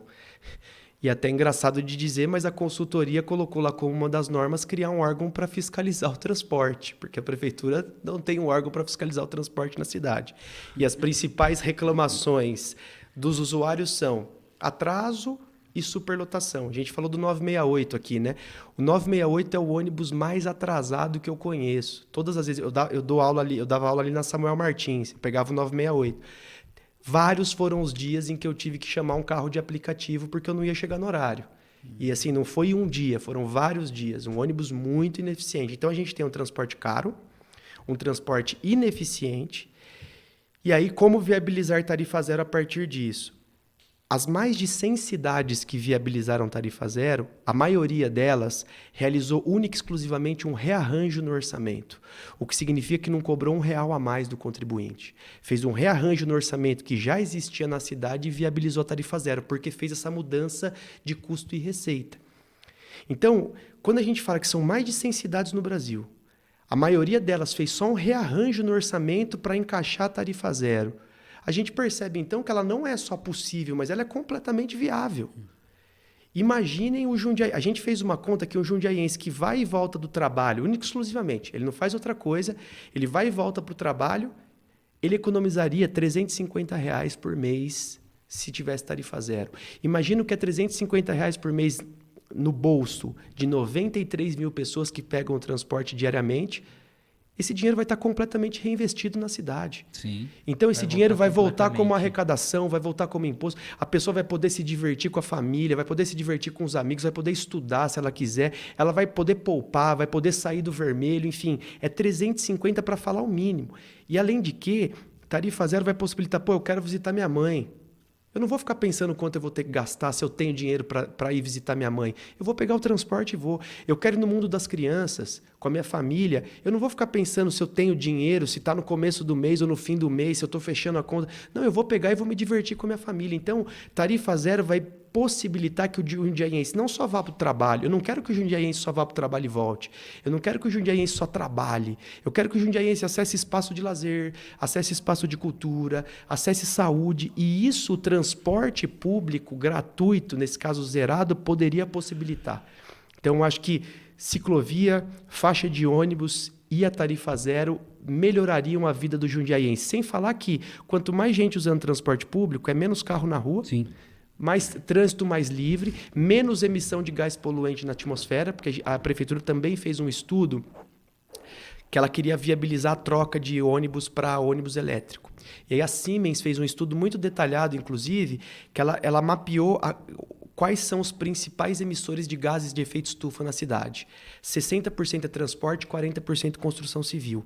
Desses 60%, 11% só é carro. 11 só é ônibus, o resto é carro. Então, se a gente viabiliza um transporte eficiente, gratuito, as pessoas vão deixar de usar carro, vão trocar. A gente viu o exemplo de Caucaia, que é o exemplo dessa cidade que eu estava falando, região metropolitana de Fortaleza. O prefeito de Caucaia verificou, inclusive, uma diminuição dos acidentes rodoviários. Porque menos gente usando o carro é menor a probabilidade de acidente. Então, assim, é um efeito em cascata que vai melhorar a arrecadação da cidade, vai melhorar o comércio, vai melhorar a vida das pessoas e é viável. Eu não estaria apresentando uma proposta, gostaria de olhar para o eleitor que está nos ouvindo, eu não apresentaria uma proposta que não fosse viável, porque aqui eu não estou aqui para vender promessa. Eu tô vendendo sonho, como disse o Parimós, porque eu tenho certeza que quem sonha realiza. E a gente vai realizar esse sonho de ter tarifa zero em Jundiaí. Sabe que, até anotei aqui alguns pontos. Caucaia, para quem quiser uma referência, eu conheço, é uma cidade que tem outlet premium, da rede da General, que tem aqui em Itupeva. O mesmo outlet que nós temos aqui, lá em Caucaia tem também, é um dos maiores, tá bom? Fica lá em Caucaia, em Fortaleza. E falando sobre o transporte público. Gente, a gente tem um hospital... Pessoa passou mal aqui em Jundiaí, vai lá, usa o hospital de graça. O transporte público também é uma necessidade das pessoas. E eu vou voltar num assunto que a gente já discutiu sobre. A pessoa precisa de um trabalho. E aí ela está desempregada e vai lá, mora aqui na Vila Rami e conseguiu uma entrevista lá no Eloy Chaves. E não tem dinheiro para pagar o ônibus. Ela vai a pé daqui lá. Já falamos sobre isso. A pessoa que teve condição de ir de carro ou foi de Uber? Ela vai ter mais chances do que a pessoa que foi a pé, sim ou com certeza? Com certeza. Com certeza. Entende? Então, o transporte público, sim, é uma necessidade. E diz muito, é transporte público. E existe uma outra coisa que desde 2015, por uma emenda à Constituição da deputada federal Luísa Erundina do meu partido, transporte é um direito constitucional. Então, quando a gente fala um direito constitucional, ele tem que ser garantido para as pessoas. Sim. A pessoa não deveria existir uma catraca impedindo o indivíduo de usar um transporte público. É por isso que a tarifa zero é simbólico a gente construir um ônibus que não tenha catraca, porque aí é a pessoa vivendo a cidade sem catraca, vivendo livremente a cidade, podendo ir para uma entrevista de emprego no Eloy Chaves, podendo ir para o mundo das crianças, podendo vir aqui para Vila Rami, enfim, ela pode se deslocar livremente sem ter que pensar se ela consegue, se ela pode pagar. Então, acho que é fundamental que a gente consiga estabelecer esse debate na cidade e viabilizar, porque se Jundiaí é a segunda melhor cidade para se viver no Brasil, Jundiaí está atrás de 100 cidades que já fizeram. E eu quero ser o prefeito que vai tornar Jundiaí a cidade mais populosa do Brasil a ter tarifa zero, porque hoje é Caucaia. Sim. Caucaia tem 370 mil, Jundiaí está com 450, 440 e pouco, mais ou menos. Então a gente vai tornar Jundiaí a cidade mais populosa do Brasil e aí sim a primeira do Brasil a ter tarifa zero. Olha, eu acho que assim, a gente precisa realmente olhar para isso com muito cuidado. Eu lembro, eu não sei se tem, que sou sincero em falar, é bem difícil, faz muito tempo que eu não ando de ônibus, mas antigamente, não sei se tem mesmo, gente. Aqui em Jundiaí tinha um dia no mês que as pessoas podiam usar o ônibus de graça, né? Não sei se tem isso ainda, né? Tarifa social chama, é R$1. A R$1, ainda pagava É um R$1. domingo do Ainda mês, ainda tem. Ah, tá. Você paga R$1 um domingo do mês, que é a tarifa social. Mesmo assim, paga, né? Então, eu fico pensando o seguinte, uma mãe, sei lá quer levar o filho no shopping, ou os filhos, né, que a mãe tenha, seja a mãe, o pai e 2 filhos, quer levar o filho no shopping. Quanto que não gasta de ônibus para ir até o shopping? E aí depois, para voltar, quanto que não gasta no shopping ou no centro da cidade? Então, tudo isso você vai colocar na ponta do lápis e fica inviável. Fica inviável. Fica totalmente inviável. E aí a gente vê que tem outras dificuldades. A gente sabe que, como fica muito claro essa dificuldade, essa confusão proposital entre custo e receita, lugares mais afastados têm menos horário de ônibus. Porque a prefeitura fala, a empresa, né, de transporte diz o seguinte, eu tenho que acumular mais pessoas no ponto de ônibus para ficar vantajoso para mim. Então, uma pessoa que mora numa área afastada, que vai no shopping, por exemplo, se ela perder o horário, é 1 hora depois, num dia de final de semana.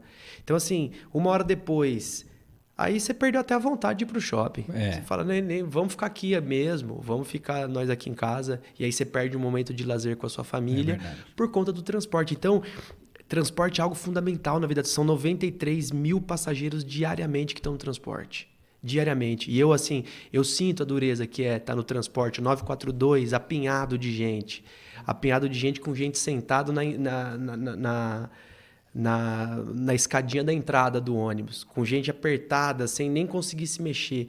Então, assim, você dá dignidade para as pessoas também. Você tem que dar dignidade, porque hoje a pessoa ela se mata para entrar num financiamento de veículo, ela fica pagando, se enterra numa dívida que ela vai pagar 2, 3 carros no final do financiamento, porque ela não quer o transporte público. Ela fala assim, eu prefiro ficar pagando esse financiamento, porque eu não consigo ficar dentro do transporte público. Na Inglaterra, que é o país que mais usa o transporte público? Talvez seja um desses países, eu não tenho esse dado. Eu também. Eu ouvi falar isso daí. E viu, o pessoal deixa os carros para andar de transporte público. Exatamente. Mas exatamente. E assim, é uma realidade, gente, que para muitos pode parecer assim, estão falando besteira, só que a gente pode se colocar um pouco no lugar de realmente quem precisa disso, né? E aí pensar até em pessoas que não são de Jundiaí. A gente sabe que tem muita gente, por exemplo, que mora em Várzea Paulista, mora em Campo Limpo, vem de CPTM para Jundiaí para trabalhar aqui. Sim. Às vezes, o empregador não quer pagar 2 transportes, então só paga o trem. Aí a pessoa do CPTM na Vilares vai a pé para o trabalho. Imagina se a gente garante tarifa zero aqui. Se a pessoa chega no CPTM, ela pode ir de ônibus. Ela não vai precisar ir andando, economiza tempo, economiza as pernas também para ir para o trabalho. Então, Chega assim, mais- é um efeito em cadeia que valorizaria a vida do jundiaiense. Seria a prefeitura dizendo para o jundiaiense, a gente valoriza a vida de vocês e é por isso que a gente está propondo o tarifa zero. Sabe que, pegando essa questão do transporte público, eu vou porque todo mundo sabe que tem sobrinhos, né? Os meus sobrinhos fazem o tio ir sempre naquele raio daquele mundo das crianças lá, né? Sim. Aí agora inaugurou a praia, que não é praia, que não pode usar, que eu não entendi nada também, né? E estão lá na minha orelha porque quer que vai lá no mundo das crianças, no novo mundo das crianças. Só que aí, que nem a gente tem carro, a gente pega, a gente vai, e mesmo assim eu acho que é longe, né? E aí, e quem não tem carro? Como que leva os filhos lá no mundo das crianças? É a cidade das crianças, com o mundo das crianças, só que a mãe, que não tem condição de levar as crianças num parque mais, um Hop Hari da vida, vai levar as crianças lá para se divertir. Não pode ir porque não tem dinheiro para poder pagar o ônibus, que daqui para lá é longe, porque fica afastado. Quem que tem ali perto? Quem que usa o mundo das crianças? Quem mora no condomínio lá no... Não. Não vai ali. No Veduta, com não. certeza não vai ali. Não vai. Então, assim, gente, minha visão, eu acho que assim, é muito legal. Só que, ok, como que as pessoas realmente usam aquilo?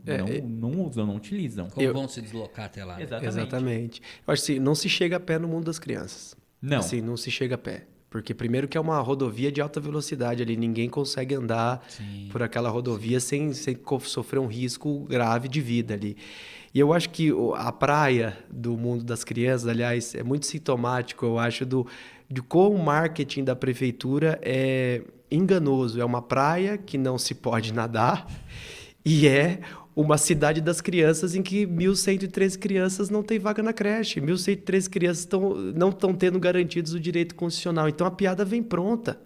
Porque divulgaram que era uma praia que o jundiaense não pode se banhar. Então, ele tem que ficar olhando. Ele vai passar calor ali embaixo daqueles guarda-sóis. Ali ele vai ficar passando calor e vai falar, ó, aqui eu não posso me banhar. Então, eu acho que é bem sintomático ter sido inaugurado, inclusive, nesse processo eleitoral, porque mostra bem qual é o projeto da prefeitura, um projeto que está muito mais baseado em marketing do que efetivamente em ação concreta e verdadeira.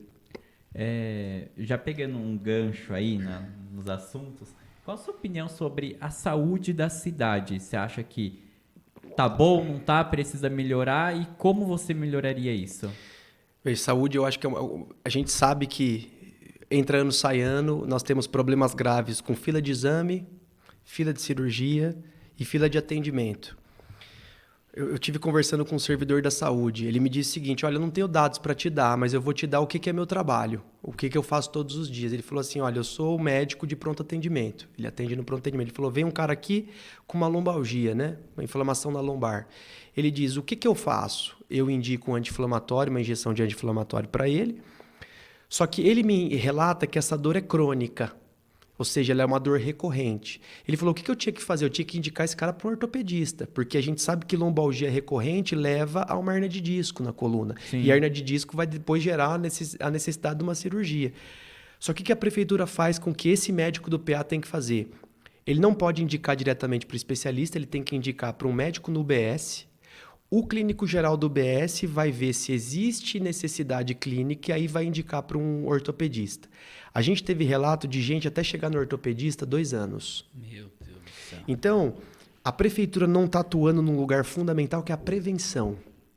Ele deu um outro exemplo, ele falou assim, uma pessoa que está com refluxo gastroesofágico recorrente, e a gente sabe a correlação direta entre refluxo e câncer no esôfago e na laringe, por exemplo. Se a gente não trata essa pessoa aqui, no momento que ela tem o problema, a gente onera ainda mais o cofre público aqui. A gente não garante o direito constitucional à saúde para ela e a gente vai onerar ainda mais o cofre, porque a cirurgia é mais cara do que se você tivesse tratado aquilo. Então, quando a gente fala das filas dos exames, das filas da cirurgia, a gente tem que atuar na prevenção e tem que atuar, sobretudo, a partir de médico especialista. Então, uma das principais bandeiras nossas com relação à saúde é a contratação de médicos especialistas via concurso público. Porque, gente, eu pedi via Lei de Acesso à Informação o número de médicos por especialidade que a prefeitura tem hoje no quadro de funcionários. A prefeitura não coloca isso no site dela, porque vocês vão saber o porquê depois que eu der o dado. A prefeitura hoje tem no seu quadro de funcionários 4 cardiologistas, 4 para 450 mil pessoas, 3 nefrologistas, 3 dermatologistas. Ou seja, se uma pessoa... Doenças cardiovasculares são uma das maiores causas de mortalidade no mundo. Isso não sou eu que estou dizendo, são os dados da OMS. Jundiaí tem 4 cardiologistas como servidores públicos. Ou seja, então se você está aqui precisando de um atendimento urgente de um cardiologista, pode esperar. Porque 4 pessoas para atender a demanda de Jundiaí não vai dar conta. Então, assim, é para ontem a necessidade da gente contratar médico especialista. E aí a gente percebe que dinheiro para marketing tem. A gente viu a prefeitura gastou ano passado 23 milhões com marketing. 23 milhões. Só que dinheiro para contratar servidor público não tem. Sempre fala que não tem dinheiro, é vendedor de sonho. Onde que vai viabilizar dinheiro com relação a isso? Ué, mas para pagar outdoor de Dia dos Pais com a cara do prefeito e do ex-gestor de finanças tem dinheiro. Agora, para contratar cardiologista não tem dinheiro. Então, é importante a gente entender que dinheiro, 4,4 bilhões é bastante dinheiro, gente. Eu nem sei dizer quanto seria de nota empilhada 4,4 bilhões. Deve ser muito dinheiro. Então, dinheiro tem. A questão é que onde está indo o dinheiro? Porque viabilizou para marketing, viabilizou para comprar outdoor, viabilizou para fazer propaganda política antecipada.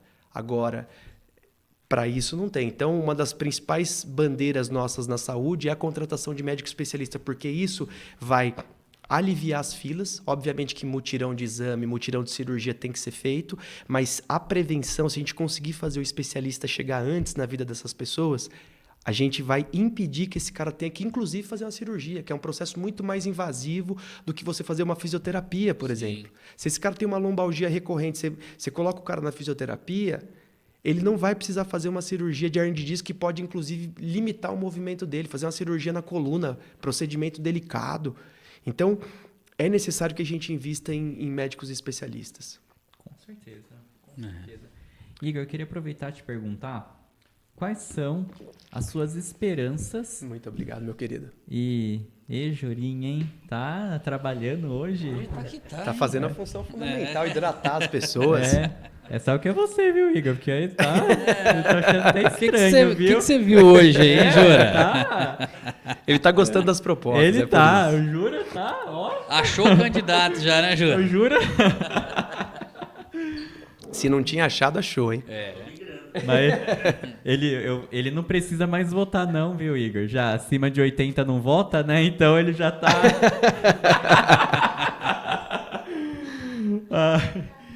Igor, queria te perguntar, quais são as suas maiores esperanças e sonhos para a cidade de Jundiaí? Meu maior sonho, como bom vendedor de sonho que eu sou, é a tarifa zero. Eu acho que esse sonho vai possibilitar que a gente realize outros sonhos. Então, acho que a tarifa zero, moradia popular digna para todas as pessoas que necessitam de moradia. A gente tem 19 mil imóveis vazios na cidade de Jundiaí, entre imóveis públicos e privados. Se eu conseguir propor uma política consistente e concreta de moradia e uma política consistente de tarifa zero, eu acho que eu me dou por satisfeito, porque isso vai dar dignidade para as pessoas, isso vai impulsionar um processo de democratização da sociedade jundiaiense, e eu acho que essa é a minha maior esperança, conseguir transformar essa Jundiaí do marketing na Jundiaí de todos. Porque se eu conseguir transformar essa Jundiaí a segunda melhor cidade para se viver, não só para os empreendimentos imobiliários, não só para as pessoas que moram no Veduta, e transformar para todo jundiaiense, aí o meu sonho está realizado, está mais que realizado, inclusive. Se você pudesse deixar uma mensagem de resiliência para todo o povo de Jundiaí, o povo jundiaiense, que mensagem você deixaria? Eu vou me direcionar rapidamente ali. Queria dizer que todo jundiaiense que sente a dificuldade que é viver na cidade hoje, que sente a dificuldade com relação ao alto custo de vida, que sente a dificuldade com relação ao transporte público, que sente a dificuldade com essa cidade que tem cada vez mais dificultado e não facilitado a vida do jundiaiense, saiba que a gente pode construir uma outra cidade. O lema da nossa federação Pessoal Rede é uma outra Jundiaí é possível. Então saiba que tem mais gente como você sentindo essa dor, sentindo essa dificuldade, tem mais gente como você querendo que algo mude na cidade. É urgente a mudança, é urgente que a gente pense nas pessoas, é urgente que a gente trate as pessoas de Jundiaí não só como números, mas como pessoas que têm as suas demandas, que têm as suas necessidades. Então, a gente falou aqui da função da igreja como uma função de pertencimento. Acho que essa minha mensagem é uma noção de que a gente tem que sentir essa noção de pertencimento. Se a cidade está difícil para se viver, a gente está vivendo nela junto e a gente só consegue construir soluções junto. Então é necessário que vocês percebam, todas as propostas que eu disse aqui são propostas que vão nessa direção. Para eu construir uma cidade melhor para mim e uma cidade melhor para todos nós. Então vamos junto, que uma outra Jundiaí é possível. Igor, se você pudesse deixar uma mensagem para o Igor de daqui a 10 anos, imagine que 10 anos lá para frente, 2034... Meu Deus. E assustou agora? 2034, já fiz as contas aqui. Ele que não vai poder votar, viu, Igor? Engraçadinho. Mas foi pra Barretos e aproveitou, viu? Eu tava ouvindo aqui nos bastidores. Aproveitou mais que muito jovem que foi lá. Eu sou jovem, cara. Bom. Jovem. Minha alma é jovem. Exatamente. Agora da Fran é bem, né? Quer comentar, Fran? Não? Olha lá. Não aguentou o baque.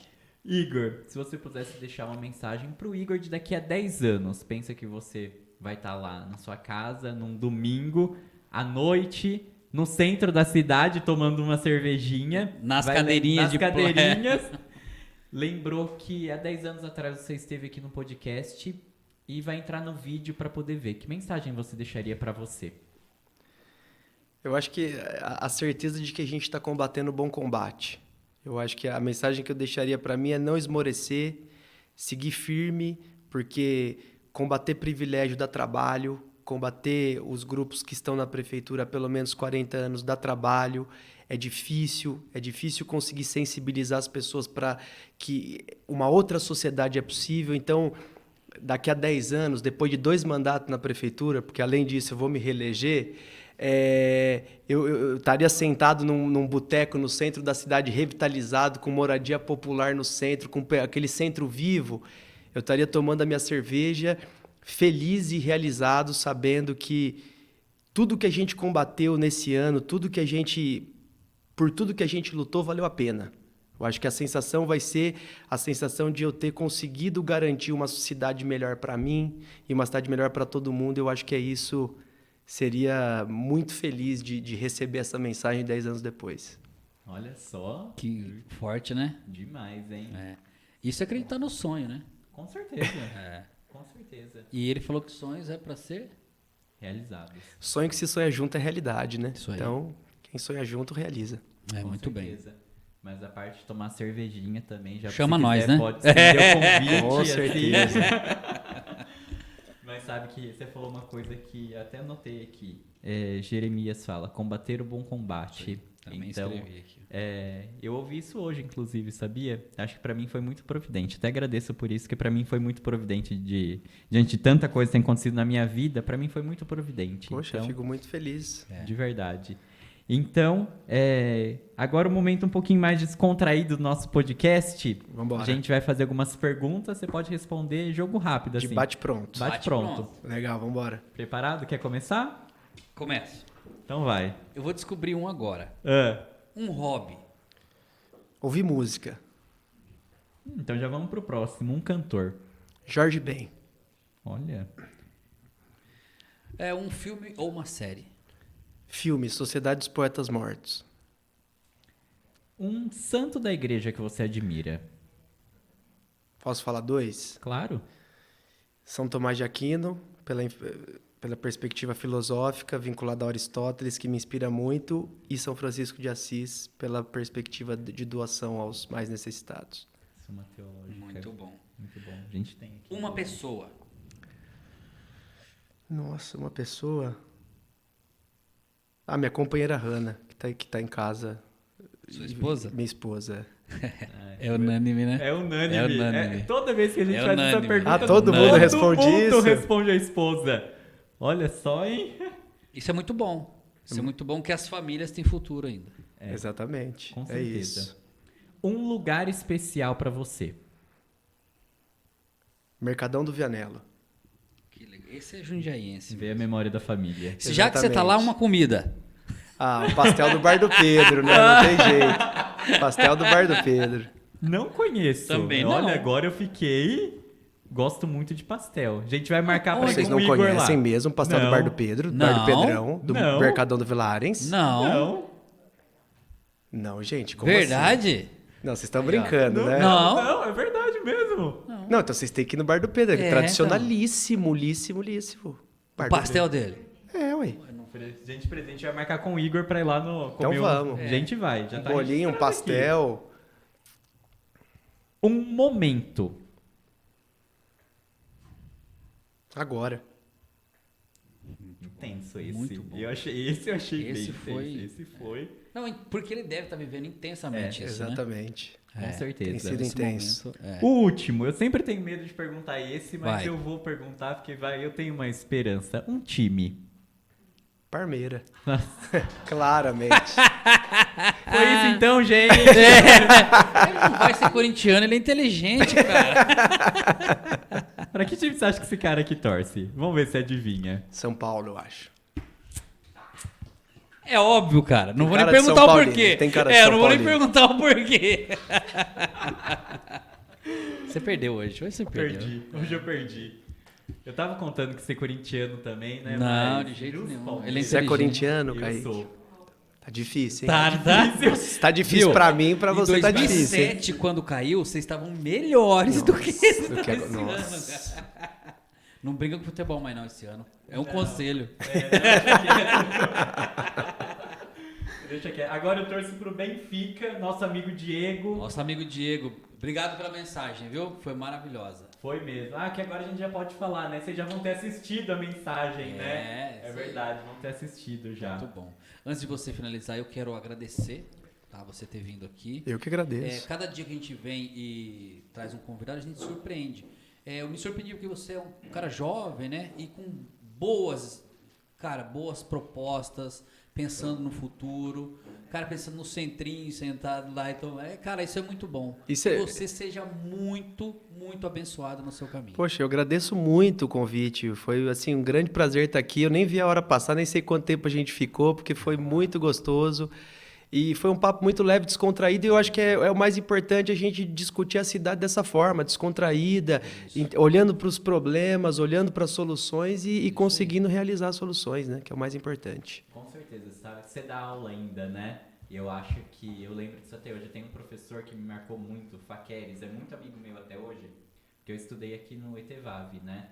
Então, e sempre tem um professor que marca a gente, né? Então, tenho certeza que seus alunos também têm muito orgulho de você, pelo posicionamento que você está tendo, por poder lutar pelo futuro deles também, o presente deles, o futuro deles. Então, tenho certeza que você, nesse tentar se arriscar, já está trazendo muito orgulho para eles. Então, agradeço imensamente em nome do Padre Carlos, do Padre Gustavo, em nome da nossa equipe, meu nome do Fabiano, de você estar aqui hoje, ter nos dado essa oportunidade de te conhecer, suas propostas, e dizer que estamos sempre de portas abertas. Vamos ainda marcar um podcast só para falar de história. Com certeza, com certeza. viu? Vamos. Com certeza. Então, Tonico, um presentinho. Pra mim, Não, eu fui convidado, mas depois eu fiquei perdi até hoje. não vou ganhar um nunca. Não, Poxa, por favor. muito obrigado. Nada. Gente, posso fazer uma Com falinha certeza. final? Eu queria agradecer o convite, agradecer o bate-papo, agradecer o pessoal que está aqui na produção. Muito obrigado. E queria dizer que, gente, outubro não tem erro. Outubro é professor Igor Codarim, é 50 e é pessoal. Obrigado, gente. Imagina. Então, quero agradecer imensamente aos nossos apoiadores, a Pedacinho do Céu, a Roseli. Tá precisando de doce, né? Não vou falar isso porque o episódio anterior vocês vão se lembrar do porquê do doce. Mas agora... Nossa, mas o pior é que eu tô dando um spoiler pra galera daqui, que eu não poderia falar. Fala. É porque a gente tá gravando esse episódio antes do lançamento do episódio 25, que não foi gravado porque vai ser ao vivo. Então a gente tá gravando hoje, é terça-feira, episódio 25, que vai sair ao ar no próximo sábado, mas esse episódio com o Igor vocês estão vendo depois, então vocês vão entender o porquê do doce. Mas... Eu acho que eu faço uma ideia. Pra Eu não vocês, vou fica o brincar, spoiler. tô avisando. Vai brincar. Vai. Ó.